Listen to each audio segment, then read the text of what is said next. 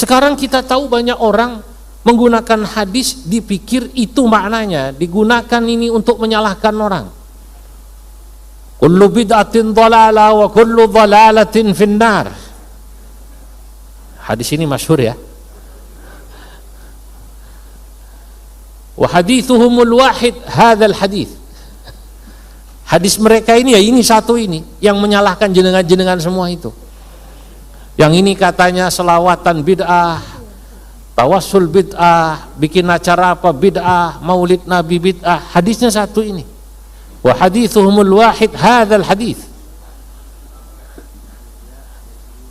Saudara-saudara, padahal yang bersangkutan tidak memahami makna daripada nas hadis ini. Ketika ada orang bertanya, "Loh, Kiai ini hadisnya sahih." Iya, sahih hadisnya. Tapi makna Anda memaknai hadis itu tidak sahih. Kalau Anda kemudian mengartikan semua bid'ah itu dhalalah, padahal ada wilayah-wilayah adat, ada wilayah-wilayah muamalah, ada wilayah-wilayah ubudiyah. Kita sepakat bid'ah fil ibadah dhalalah. Kalau ngarang-ngarang ibadah yang tidak pernah lam yakulhu ahadun minas salaf wa lam yaf'alhu ahadun minas salaf, yang tidak pernah dilakukan oleh Nabi, oleh salaf, betul, saya sepakat. Bab ibadah, saya mau tanya, di Lampung ini sholat subuh pasaran berapa rakaat, Pak? 2 ya. Lalu kalau ada orang mengarang sholat subuh 2 rakaat dibikin 4, rupanya waktu dinas dulu rodok males sembayangnya. Pas sholat subuh 4 rakaat ditanya, "Sampean sholat apa, Pak?" "Bapak ini sholat apa?" "Sholat subuh." "Berapa rakaat?" 4. "Loh kok 4?" "Dulu waktu saya dinas jarang sholat." Lah ini bid'ah, ini jelas. Kalau ini jelas bid'ah. Yen besuk Maryang eman yen wonten grahana ning sasi srengenge kembar lelim. Lintang alit gumlareng siti.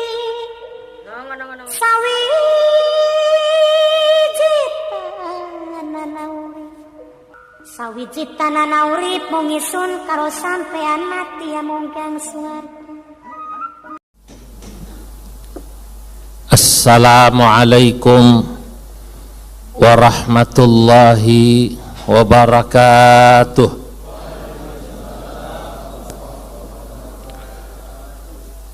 Alhamdulillahil muyassiri li'ibadihi lifahmi lihallil hawadithi bifahmi manahijil fatwa.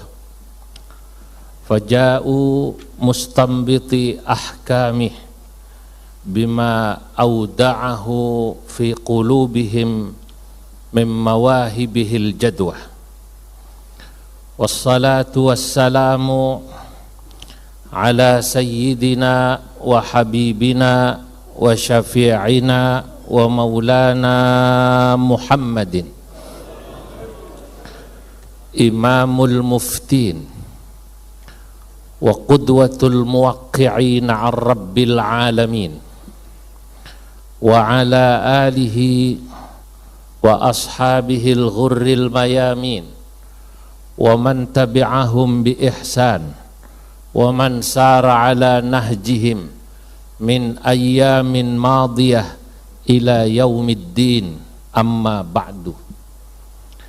Fa innal fiqha buhuruhu zakhirah wa riyaduhu nadirah wa huwa ya'ti bi bayani syari'ati allati hiya adlun kulluha, rahmatun kulluha, masalih kulluha, hikamun kulluha.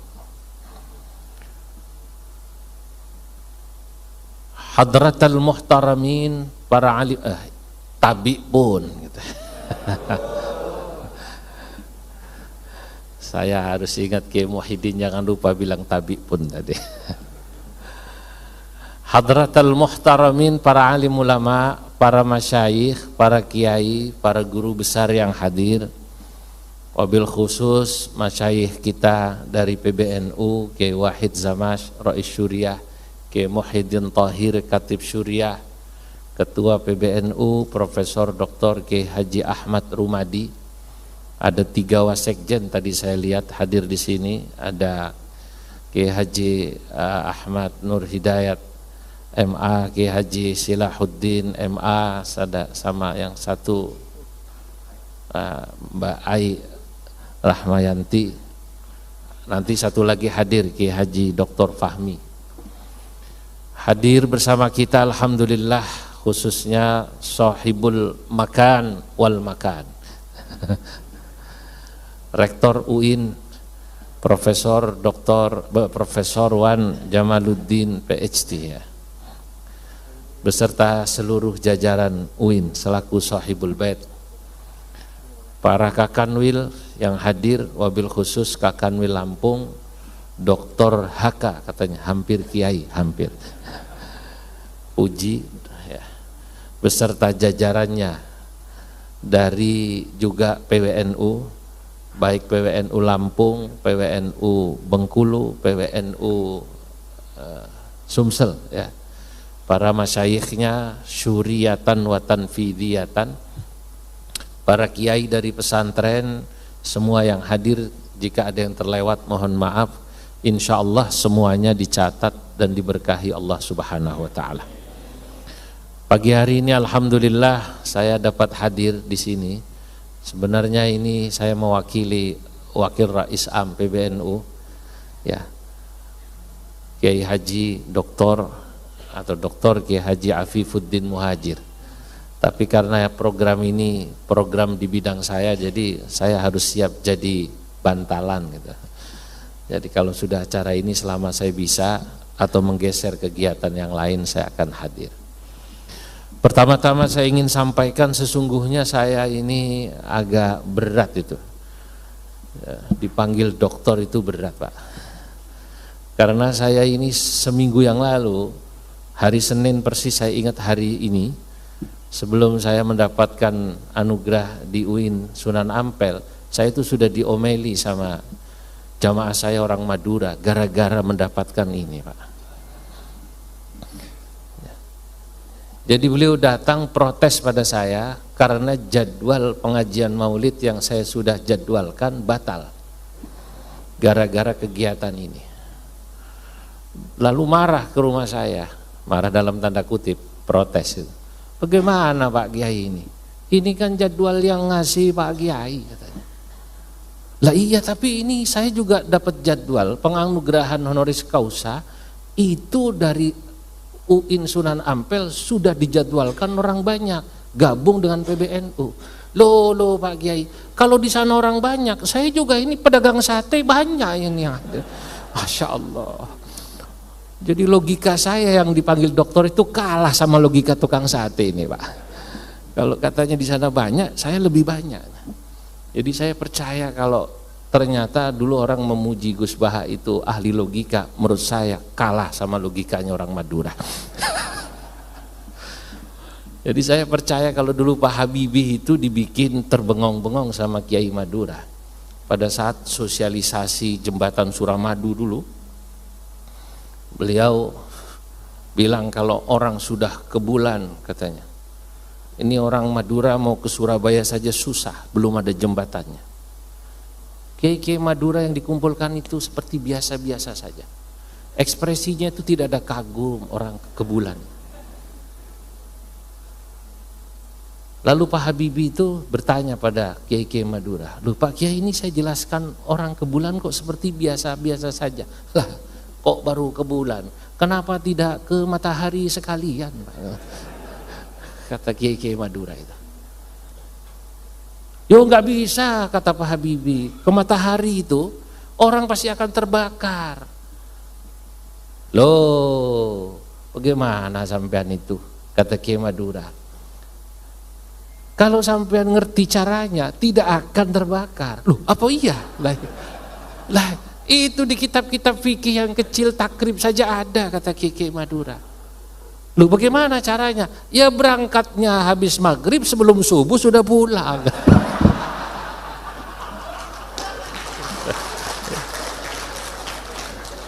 Masya Allah. Ini kisah nyata Pak, kisah nyata. Jadi pertama yang kena kisah nyata ini saya ceritakan di depan Prof Muzaki dan warek-warek itu ketawa ngakak. Saya bilang, saya ini mau dapat gelar doktor diprotes jamaah saya orang Madura. Serius dan polos itu loh, ngomongnya itu polos tanpa salah. Saya bilang ini sudah ditentukan tanggalnya 2 ini, rapat orang banyak, ada PBNU. Loh Pak Kiai, kalau itu orang banyak, saya juga orang banyak, ini maulid, pedagang sate ini banyak katanya. Tapi akhirnya kalah juga dia. Saya bilang, begini, saya sering diundang sampean ngaji kan? Ya, tiap tahun, ya. Biasanya saya datang, iya. Baru kali ini kan saya nggak bisa, iya. Lah, tolong maafkan saya. Baru kali ini saya nggak bisa. Lah, kalau gitu ya, tolong carikan badalnya. Lah, ngomong dari tadi kenapa? Kata orang Madura, namanya juga usaha pagi. Allahu Akbar. Jadi hati-hati kalau bahsul masail sama orang Madura. Logikanya literal itu. Saudara-saudara hadirin yang dimuliakan Allah, hari ini alhamdulillah PBNU kembali bisa mengadakan seminar kolaboratif tadi. Bersama Diktis, bersama UIN, bersama PWNU, bersama para kanwil. Ini kegiatan yang alhamdulillah keberapa ya, kesilah ya saya lupa itu, ke-9 dari 12 titik. Ya, saya sendiri ini baru hadir yang ke-4 seingat saya, gitu, karena sudah banyak yang ke-9.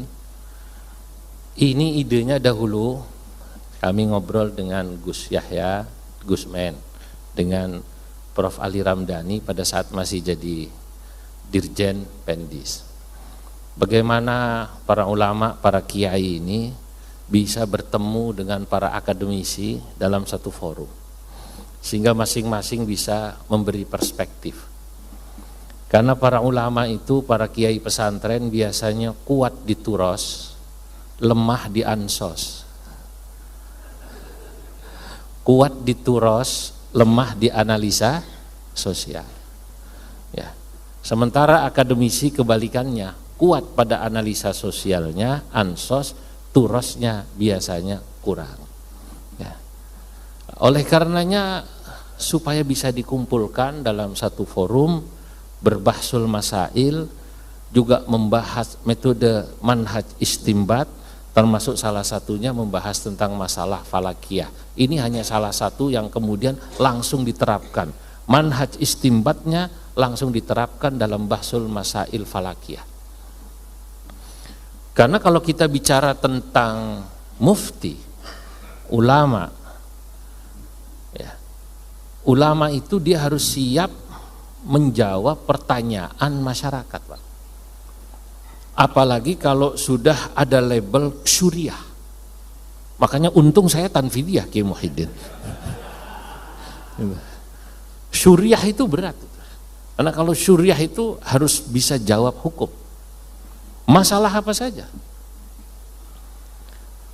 Imam Asy-Syafi'i radhiyallahu anhu wa ardhah adalah ulama yang memiliki disiplin ilmu yang lengkap. Beliau itu faqih, seorang ahli fiqih, tapi juga beliau syair, seorang penyair, saya katakan. Syair-syair diwannya Imam Syafi'i sangat terkenal itu. Yang sangat terkenal itu tentang bagaimana beliau datang pada Imam Waqi, kan, itu sangat masyhur. Hafalan saya kok menurun, oh jauhi maksiat. Nah, kalau zaman sekarang kalau ada kiai atau asatid, dosen kok merasa hafalannya menurun, kurangi bikin proposal yang kurang jelas itu kan.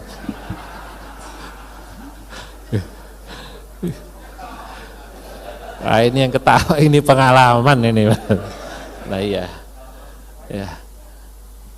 Dulu Imam Syafi'i itu pada gurunya bertanya, syakautu ila waqi'in su'a hifdhi fa arsyadani ila tarkil ma'asi wa akhbarani bi annal ilma nurun wa nurullahi la yuhda li'asi. syakautu ila Waqi'in, aku bertanya pada Imam Waqi' su'a hifdzi, akan buruknya hafalanku. Fa arsyadani ila tarkil ma'asi, maka guruku memberi petunjuk padaku, tinggalkan maksiat. Kurangi bikin proposal Bang Hidir.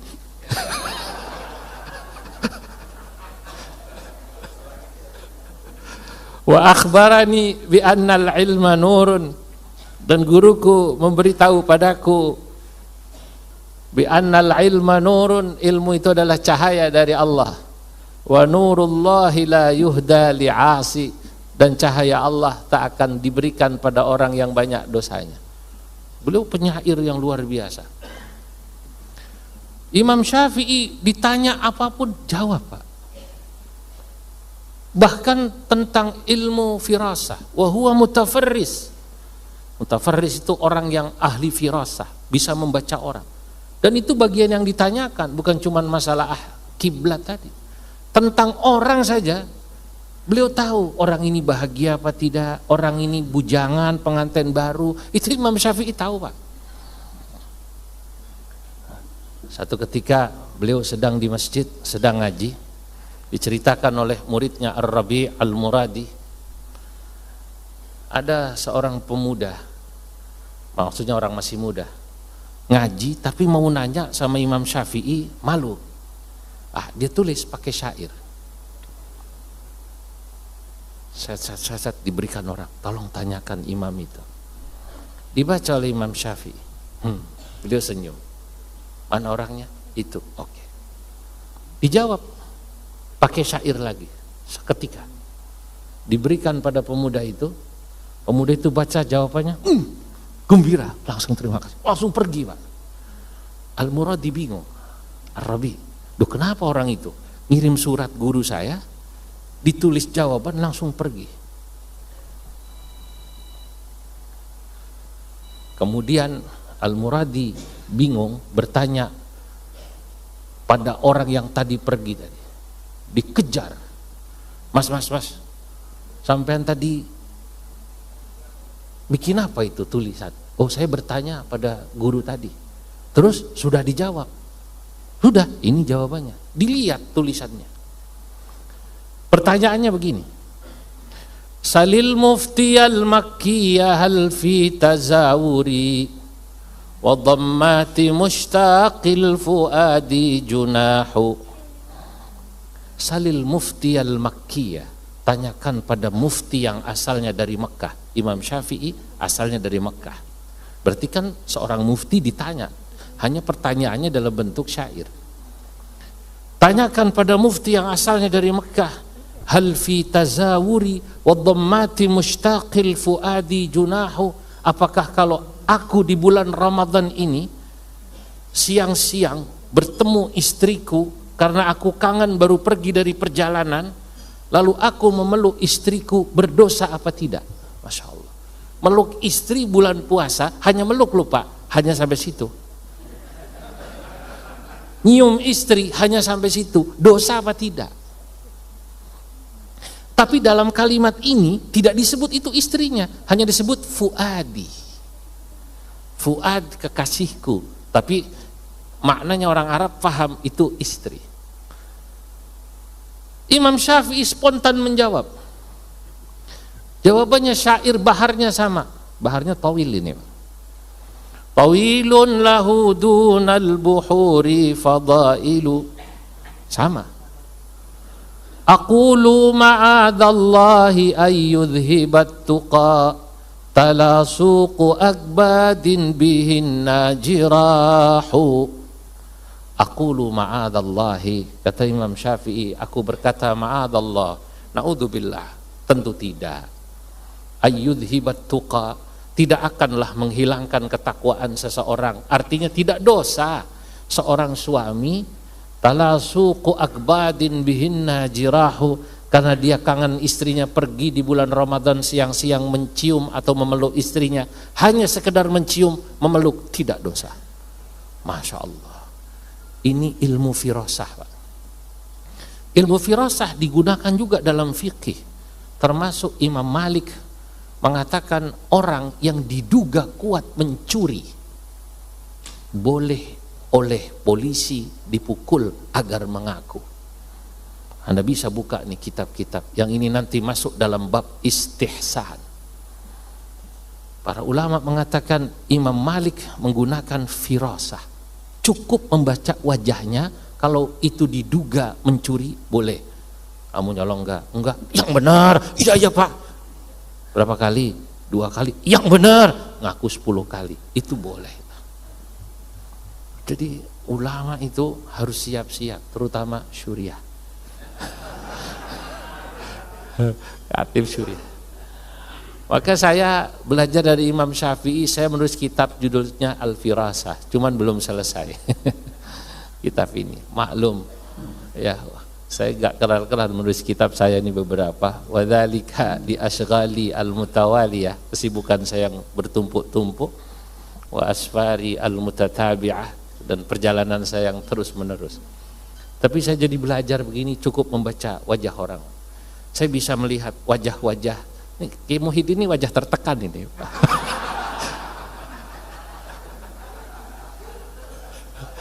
Prof Wan ini wajah tertekan, Pak Puji juga wajah tertekan.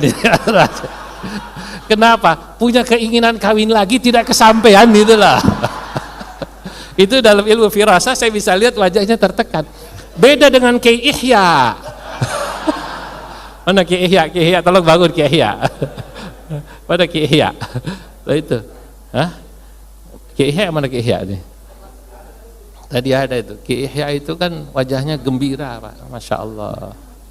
Tadi salaman dengan saya itu istrinya 3. Jadi wajahnya wajah gembira gitu.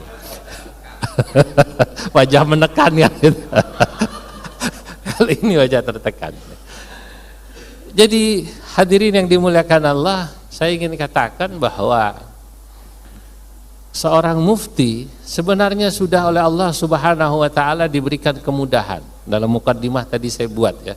Alhamdulillahil muyassiri li'ibadihi lihillil hawadith bifahmi manahijil fatwa. Faja'u mustambiti ahkami bima auda'ahu fi qulubihim min mawahibihil jadwah. Jadi para ulama itu sebenarnya oleh Allah Subhanahu wa taala sudah diberikan ilmu di dalam hatinya untuk halil hawadith, menjawab setiap problematika. Sudah dibuat itu manhaj istimbatnya. NU secara khusus merumuskan itu dari tahun ke tahun, dan Lampung ini adalah sebuah tempat yang bersejarah karena tahun 92 diadakan Munas Lampung, dan disitulah kemudian ulama NU mendeklar bahwa NU itu manhaj istimbatnya jelas, tidak hanya qauli tapi juga manhaji, tidak hanya menukil pandangan ulama-ulama mujtahid, tapi sesungguhnya NU mengikuti manhajnya para mujtahid. Dan kemudian disempurnakan dengan pertemuan di Surabaya tahun 2006 ya kalau nggak salah Munas. Kemudian disempurnakan lagi terakhir kemarin pada saat muktamar di Lampung lagi, dan Munas sebelumnya di Jakarta. Jadilah kemudian terakhir di Jogja kemarin ada Munas, keluarlah peraturan perkumpulan NU tentang bahsul masail. Ini membahas secara teknis bagaimana ulama NU berbahsul masail, yang itu nanti akan dijelaskan oleh Prof. Dr. K. Haji Ahmad Rumadi, bukan bidang saya, bukan bagian saya maksud saya. Kalau saya jelaskan di sini, beliau nanti nganggur gitu loh. Karena beliau nanti akan menjelaskan perkumnya secara rinci. Saya hanya ingin menjelaskan semacam itu. Rais Am PBNU, waktu saya laporkan kegiatan ini, waktu kita mendesain kegiatan ini, beliau mengatakan, bagus, lanjutkan. Supaya orang-orang itu tahu kalau ulama NU itu ketika mengeluarkan keputusan atau berfatwa, kalau bahasa sekarang ya, cuman kan ulama NU ini tawadu, tidak mau menyebut dirinya mufti. Karena apa? karena berat Pak, tahammul ismal mufti, menyandang gelar mufti itu berat. Iya, sama dengan menyandang gelar doktor itu berat Pak. Ya, belum apa-apa sudah diomelin sama orang, kalah saya. Diskusi, debat logika sebelum apa-apa sudah kalah. Saudara-saudara, ulama NU tidak mau menyebut dirinya mufti, maka kegiatan menjawab masalah hukum itu hawadis di NU disebut bahsul masail. Wal haqiqah, padahal bahsul masail itu adalah amaliyatul ifta, yaitu ya berfatwa. Dan bahsul masail pada hakikatnya adalah pekerjaan istimbat atau ijtihad secara kolektif. Kenapa? Ya karena semuanya prosesnya itu proses yang dilakukan oleh mujtahid. Dari mulai memahami soal, memahami pertanyaan, memahami waqi, itu penting.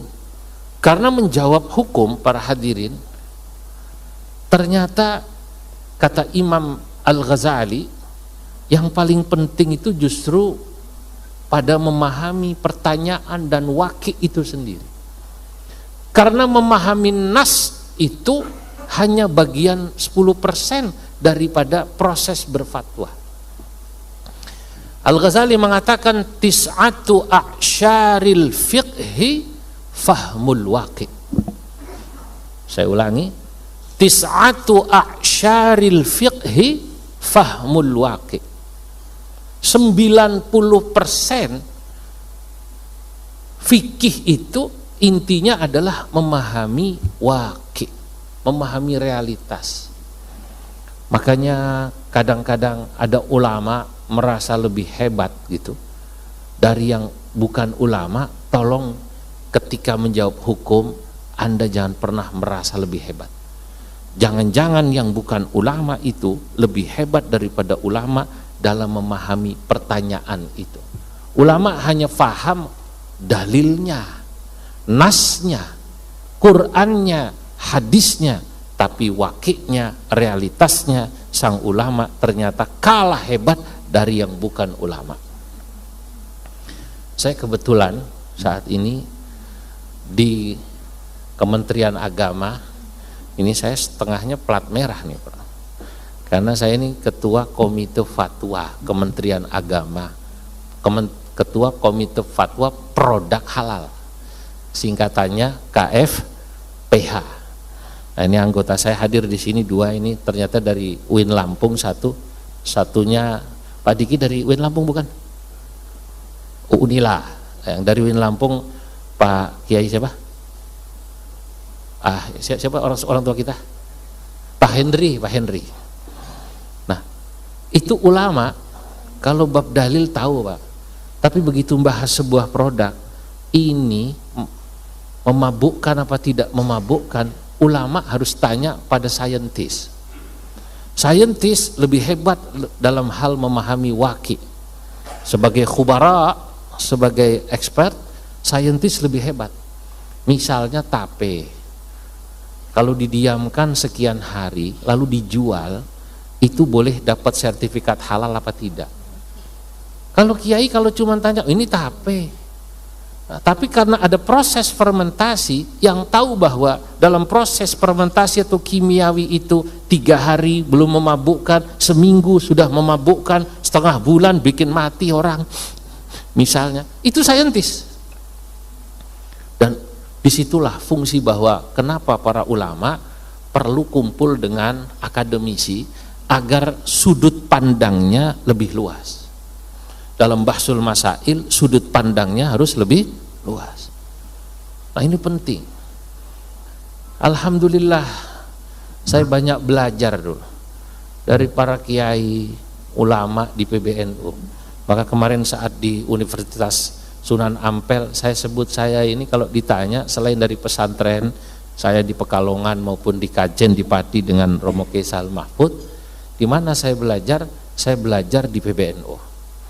Dari tahun 2010 saya langsung diminta oleh guru saya, Allah yarham, Kiai Haji Muhammad Ahmad Sahal Mahfud 2010 Prof, dengan Profesor Dr. Said Agil Siraj ketika beliau menjadi Ketua Umum PBNU untuk menjadi Ketua Lembaga Bahsul Masail. Saya sudah kumpul dengan Gus Maksum ini dari tahun itu ya, sudah kumpul dengan beliau. Dari situ saya belajar, Masya Allah, oh begini. Santri itu kalau ditanya tentang hukum, ibarat cepat sekali.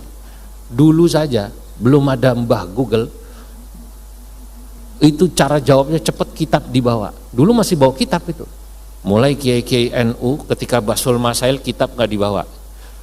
Mulailah ada kiai yang masih bawa kitab, oleh kiai lain ketinggalan zaman kiai. Sekarang cukup ini loh, pakai ini. Dulu masih pakai kitab apa namanya itu namanya? Allah, yang isinya banyak itu apa namanya? Maktabah Syamilah, Maktabah Syamilah. Sekarang lebih canggih lagi. Piye carane, begini kiai. Lama-lama kiai NU mengikuti, buka, ngerti. Kalau bab ini kiai hebat Pak, tapi bab fahmul waqi nanti dulu. Ketika membahas Bitcoin itu umlah atau sil'ah. Umlah itu alat tukar, ya. Sil'ah itu sebuah produk. Itu kiai mungkin bisa baca kitabnya, tapi realitasnya dia harus bertanya pada orang-orang yang ahli di bidang ekonomi. Sehingga kalau Anda tidak kuat di sini, kita harus cari orang-orang yang ahli di sini. Saya jadi ingat dulu kiai-kiai menghukumi kepiting. Awalnya kepiting dihukumi haram, kita tahu, dianggap sebagai hewan bermai, hewan dua alam. Belakangan kemudian ulama memanggil profesor kepiting dari IPB. Penelitiannya memang tentang kepiting. Rupanya sang profesor ini membaca keputusan para ulama yang mengatakan bahwa kepiting itu haram karena dianggap sebagai hewan dua alam, diberitahu dengan sopan, Pak Kiai mohon maaf, kepiting ini bukan hewan dua alam. Loh begitu? Iya, ini hewan air Pak Kiai. Ini hewan air. Kalau Kiai nggak percaya, innahu lam yasbur fil barri akthar min usbu'aini. Kalau bahasa Arabnya begitu. Kepiting itu tidak akan kuat hidup lebih dari 2 minggu di darat. Kalau dianggap hewan darat, berarti dia bisa hidup selama pun, kapanpun. Seperti kodok itu kan, dia bebas. Ini nggak kuat ini. Ternyata betul. Begitu dicek, dijelaskan bahwa kepiting bukan hewan dua alam, barmai, maka ulama baru memutuskan kepiting halal. Alhamdulillah. Kata jamaahnya, tahu gitu dari dulu saya makan kepiting Kiai. Tapi fatwa kepiting haram itu ya tidak bisa disalahkan, karena al-akhta, kekeliruan dalam berfatwa itu imma. Yang pertama, ini saya tulis dalam kitab saya menulis kitab saya yang pertama, Al-Fatwa wa ma la yanbaghi lil mutafaqqihi jahluh. Fatwa dan apa-apa yang harus dipahami oleh seorang peminat fikih. Supaya Anda tidak salah dalam berfatwa, Anda jangan melakukan ini. Apa itu? Yang pertama, al-khata' fi fahmin nusus. Keliru dalam memahami nas. Nasnya benar, tapi memahami nas dihukumi semacam itu bisa membuat fatwa kita salah. Fakhudh minal mithal, ambil satu contoh ini. Dulu Siti Aisyah mengkoreksi sahabat Abu Hurairah.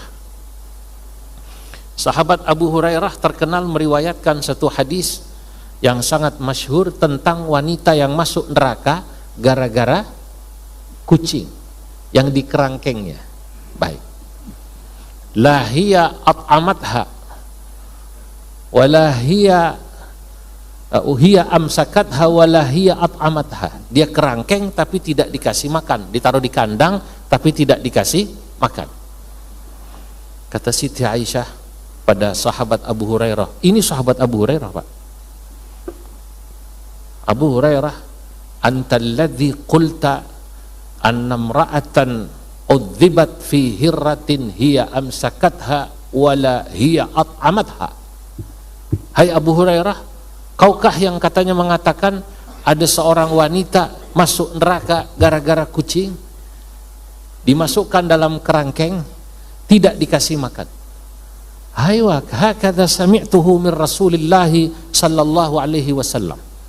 Kata sahabat Abu Hurairah, ya wahai Siti Aisyah, saya dengar itu dari Rasulullah sallallahu alaihi wasallam. Baik. Atadri, apakah kau tahu, kata Siti Aisyah, kaifa kana halu hadhil mar'ah, kau tahukah wanita itu keadaannya seperti apa sampai dimasukkan ke dalam neraka? Ahia muslimatun am kafiratun. Pertanyaan kritis Siti Aisyah. Dia itu muslimah apa kafir? La adri, saya tidak tahu. Aku beritahu kau Abu Hurairah, supaya kau tidak salah memahami nas dari Nabi. Wanita itu kafirah. Jangan-jangan bapak-bapak juga baru dengar ini hadis. Baru dengar ya? Dia kafir. Allah tak mungkin memasukkan neraka seorang muslimah hanya karena kucing. Allahu Akbar. Memahami nas. Sekarang kita tahu banyak orang menggunakan hadis dipikir itu maknanya, digunakan ini untuk menyalahkan orang. Kullu bid'atin dhalalah wa kullu dhalalatin finnar. Hadis ini masyhur ya. Wa hadithuhumul wahid hadzal hadis. Hadis mereka ini ya ini satu ini yang menyalahkan jenengan-jenengan semua itu. Yang ini katanya selawatan bid'ah, tawassul bid'ah, bikin acara apa bid'ah, maulid Nabi bid'ah. Hadisnya satu ini. Wa hadithuhumul wahid hadzal hadis. Saudara-saudara, padahal yang bersangkutan tidak memahami makna daripada nas hadis ini. Ketika ada orang bertanya, "Loh, Kiai ini hadisnya sahih." Iya, sahih hadisnya. Tapi makna Anda memaknai hadis itu tidak sahih. Kalau Anda kemudian mengartikan semua bid'ah itu dhalalah, padahal ada wilayah-wilayah adat, ada wilayah-wilayah muamalah, ada wilayah-wilayah ubudiyah. Kita sepakat bid'ah fil ibadah dhalalah. Kalau ngarang-ngarang ibadah yang tidak pernah lam yakulhu ahadun minas salaf wa lam yaf'alhu ahadun minas salaf, yang tidak pernah dilakukan oleh Nabi, oleh salaf, betul, saya sepakat. Bab ibadah, saya mau tanya, di Lampung ini sholat subuh pasaran berapa rakaat, Pak? 2 ya. Lalu kalau ada orang mengarang sholat subuh 2 rakaat dibikin 4, rupanya waktu dinas dulu rodok males sembayangnya. Pas sholat subuh 4 rakaat ditanya, "Sampean sholat apa, Pak?" "Bapak ini sholat apa?" "Sholat subuh." "Berapa rakaat?" 4. "Loh kok 4?" "Dulu waktu saya dinas jarang sholat." Lah ini bid'ah, ini jelas. Kalau ini jelas bid'ah. Kalau itu kita sepakat. Tapi dalam bab muamalah, yang muamalah itu babuhu wasi' atau babuha wasi'ah, muamalah adat itu babnya luas, gak bisa dipakai hadis ini. Hadis ini berlaku pada bab ubudiyah. Jadi al-khata' fi fahmin nusus berbahaya. Dulu saya pernah ngaji pada Rois Syuriah PBNU, sudah wafat, Allah yarham, guru saya Dr. Kiai Haji Masyhuri Naim. Barangkali yang pernah ingat namanya ya, Kiai Haji Masyhuri Naim. Saya ngaji di PBNU ya, ngaji juga beliau di rumah saya sebulan sekali, karena saya dulu di rumah saya sebulan sekali saya mengundang tokoh-tokoh besar. Saya ingat bahasa beliau, ada orang, ini saya mengutip karena saya ingat dari bahasa beliau, bilang hadis contohnya kullu bid'atin dhalalah, contoh ini, maka orang yang mengatakan hadis ini sahih, Pak, betul, Pak, tapi menggunakan hadis itu untuk menghukumi orang yang dalam bab muamalah dikatakan dhalalah, keliru. Menfatwakan maulid Nabi dhalalah, keliru. Itu sama seperti orang bilang silat ini tajam. Betul, silat itu tajam. Tapi jangan pakai silet untuk membelah kayu. Yang satu lagi dibilang, ini Pak, golok ini tajam. Saya tahu golok itu tajam, tapi jangan pakai golok untuk nyukur kumis, Pak. Kalau golok untuk belah kayu, silet untuk nyukur kumis. Itulah cara menggunakan nas yang benar. Jadi keliru al-akhta fil fatwa dalam kitab saya sebutkan salah satunya disebabkan al-khata fi fahmin nusus. Ada 4 sebenarnya, tapi waktu saya tidak cukup. Yang kedua saja yang inti, al-khata fi fahmil waqi. Selain keliru dalam memahami nas, maka keliru dalam memahami realitas itu juga akan membuat fatwa menjadi keliru. Lah di NU proses berfatwanya diatur, Pak. Diajari rapi. Kalau masalah ini ada cantolannya dalam Quran hadis, maka istimbatnya namanya istimbat bayani. Kita baca hadis, kita baca Quran, kita kupas lafaz-lafaznya ini. Ini lafaz am apa khos? Ini amul makhsus, al-amul makhsus, atau al-am yuradu bihil khusus. Ini maknanya zahir apa tidak, itu dibahas pelan-pelan. Ini masalah yang kita bahas belum pernah dibahas dalam Quran dan hadis, tapi ada yang mirip. Seperti nabid, di Quran ada khomer, maka istimbatnya namanya istimbat kiasi atau istimbat ilhaki. Oh, ini belum ada padanannya dalam Quran dan hadis masalahnya. Ini hadisah, betul-betul baru, Pak. Wah, berarti harus menggunakan pendekatan yang lain, istimbat maqasidi. Istimbat maqasidi. Nah, kadang-kadang dalam hal yang baru ini kita perlu tadi melibatkan para ahli. Saya katakan tadi, ulama nggak boleh sombong, ya. Dengan kuat, wah berarti tambah lama nih Pak. Yang bersangkutan merasa kuat dalam turas. Kadang-kadang ada satu masalah, ulama ditanya dia nggak bisa jawab, malah expert yang bisa jawab, para khubaro. Dalam kitab Ajaib Qasasil Quran yang ditulis oleh Dr. Salim Bandawilan, ada sebuah cerita menarik sekitar kejadian ini mungkin 40 tahun silam, ya. Ada seorang dokter kebidanan, ginekolog dari Mesir, tugas di Amerika, dinasnya. Dia menangani 2 orang ibu melahirkan. 2 orang ibu ini delalah, lahir anaknya yang satu laki-laki, yang satu perempuan. Delalah itu apa, Pak? Delalah kersane Gusti Allah, dokternya, perawatnya, ibunya dikasih tidak tahu atau lupa bayi perempuan ini anak ibu yang pertama apa anak ibu yang kedua dan sebaliknya. Dikasih lupa semua, dikasih tidak ngasih tanda kejadian ini. Singkat cerita bingung perawatnya. Lapor sama dokternya, dok ini bagaimana dok? Tidak kamu kasih tanda? Tidak, ibunya mungkin sudah tenger-tenger waktu melahirkan. Sudah, jangan diberitahu ibunya dulu, ya saya akan telepon guru saya, seorang alim dari Mesir. Dok, maaf Kiai, saya menangani pasien semacam ini. Lahir anak laki-laki, yang satu anak perempuan dari 2 ibu, lalu kemudian kami lupa memberi tanda, bahkan ibunya pun lupa anaknya laki-laki apa perempuan. Saya mau tanya, adakah penjelasan dalam Quran dan hadis untuk menjawab masalah saya? Masya Allah, kiainya jujur bilang, di kitab fikih belum ada ini. Mungkin Anda sekarang bilang, lo kenapa nggak tes DNA? Tutu Habib pikir, Pak.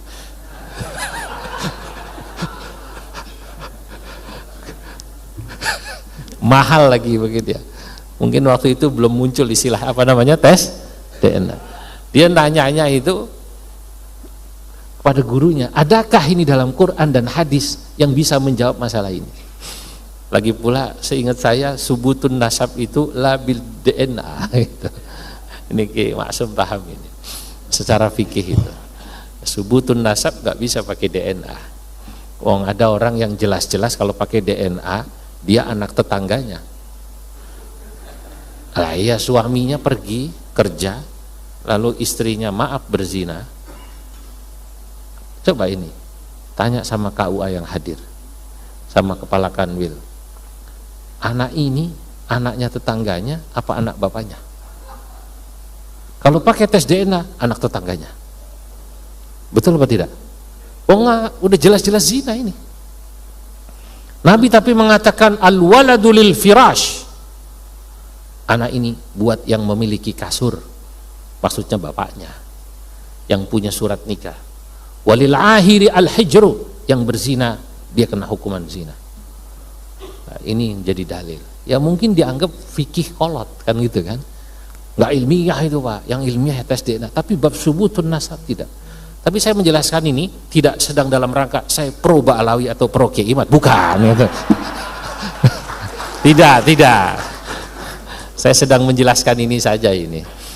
Soalnya tadi itu sudah mulai ada bawa-bawa ini salawat Nusantara ini apa? Ternyata salawat Badar.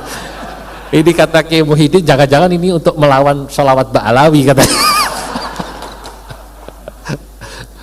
Ya. Nah, saya lanjutkan ini bagaimana hebatnya fikih ini menjawab. Kiainya ketika ditanya itu dia katakan, selama saya ngaji fikih, ayat-ayat Quran, hadis-hadis termasuk bab fikih saya belum ketemu seperti ini. Ayatnya yang ada dalam Al-Quran, yusikumullahu fi auladikum lidzakari mithlu hadzil unthayain. Yang ada kalau berbicara tentang anak laki-laki dan anak perempuan itu warisan. Bagiannya lidzakari mithlu hadzil unthayain, laki-laki 2, perempuan 1, warisannya Pak, bukan istrinya. Saudara-saudara, tapi rupanya ketika ayat ini dibacakan gurunya, dokter Mesir ini jauh lebih cepat dalam menangkap pesan yang tersirat dari ayat ini. Faham maqasidun nusus. Oh Kiai, gurunya malah nggak nyampe, muridnya yang dokter nyampe. Cukup ayat itu saya bisa menjawab. Loh kok bisa? Cukup ayat itu Kiai cukup menginspirasi saya untuk menjawab problem yang saya temukan. Bagaimana? Kata gurunya, kok bisa menjawab?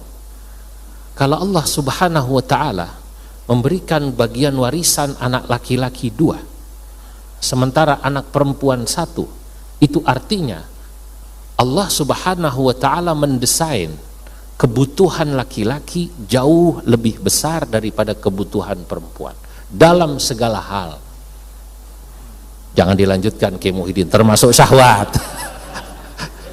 Ini wajahnya wajah tertekan beliau. Ada mutafarris ya ma'akum ya. Luar biasa. Pasti berarti kebutuhan anak laki-laki lebih banyak dari anak perempuan, termasuk kebutuhan air susu. Nah, jadi cara menjawabnya bagaimana? Cukup nanti akan saya cek. Kalau bayi laki-laki ini disusukan pada ibu yang pertama nangis terus, berarti bukan itu ibunya. Tapi kalau diam, berarti itu ibunya. Kalau bayi perempuan cukup yang kedua, saya tes dulu. Ternyata betul, disusukan pada ibu yang pertama nangis terus. Begitu disusukan pada ibu yang kedua diam, berarti ini ibunya. Lidzakari mithlu hadzil unthayain. Ini fatwa juga Pak. Dari sini kita bisa menjawab, kita tahu bahwa air susu itu ASI, air susu ibu itu ternyata memang disiapkan Allah untuk bayi, bukan buat bapaknya Kiai Muhyiddin.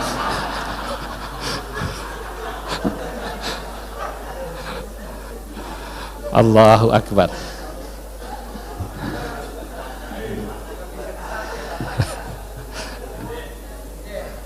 Nah, saya sebenarnya membahas tentang falakiyah ya. Tadi Pak Puji sudah nyinggung ya, bahwa metode menjawab falak itu ya kiblat ada yang pakai voting ya. Ya, falakiyah itu juga sama. Kenapa dibahas secara khusus? Karena belum lama itu rame Pak. Ada orang menentukan awal Ramadan dan awal Syawal, metodenya bukan hisab, bukan ru'yah, tapi telepon Gusti Allah. Di Jogja, ingat ya? Nah, ya. Loh kok lebarannya cepet Mbah? Aku wis telepon Gusti Allah. Nah ini nanti biar dibahas dalam Bahsul Masail Falakiyah nanti itu. Itu pendekatan telepon Gusti Allah itu bisa diterima apa tidak? Tapi kalau saya ingin katakan singkat saja, NU dalam hal penetapan awal Ramadan dan Syawal dalam hal falak menggunakan dua pendekatan sebenarnya, pendekatan nas dan pendekatan akal dan logika. Kalau NU dianggap katanya kaku, ketinggalan, masih pakai ru'yah bil fi'li, padahal mestinya orang memahami ru'yah itu cukup pakai hisab. Ada saudara kita yang begitu kan? Nah, sehingga kalau kita pakai bil fi'li dianggap ketinggalan zaman. Saya ingin menjelaskan tidak. Nanti Lampung jadi saksi pada muktamar kemarin, NU itu menggunakan dua pendekatan. Hisab digunakan, ru'yah digunakan. Kalau saudara kita ada yang mengatakan cukup pakai hisab saja, karena dulu ru'yah dilakukan ketika orang-orang masih belum pintar berhisab, makanya pakai ru'yah.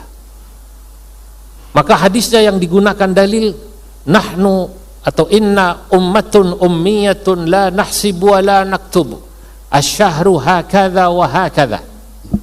Kami ini adalah umat ummi yang tak pandai menghitung, menghisab, hisab bukan hisab, menghisab, wala naktub, dan tidak pandai menulis.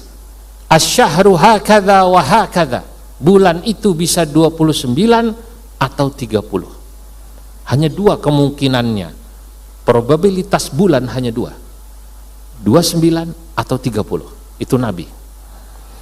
Lah NU kalau kita lihat keputusannya, kalau kita ru'yah mendung biasanya diapakan?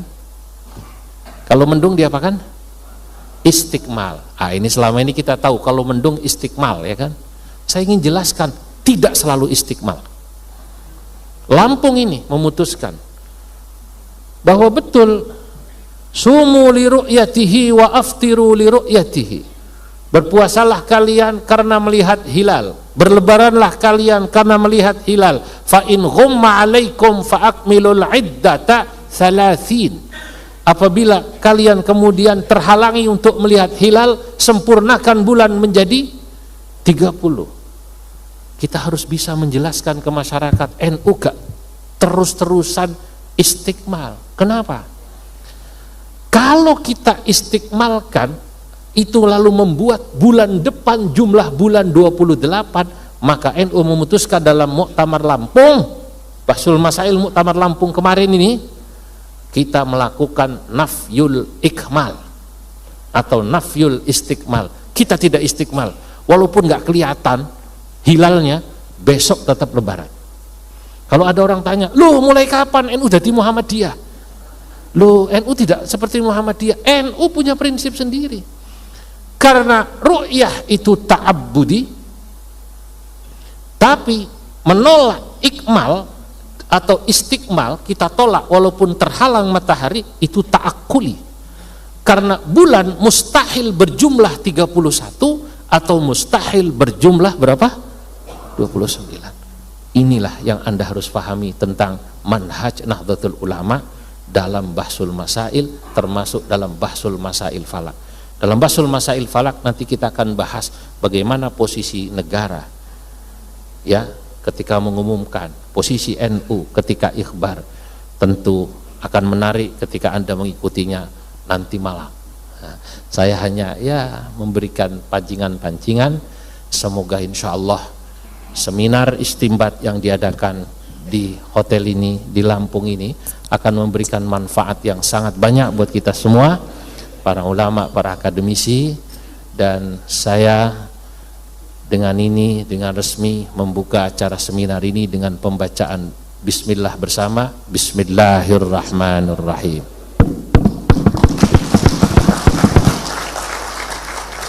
Wallahul muwaffiq ila aqwamit thariq. Wassalamualaikum warahmatullahi wabarakatuh.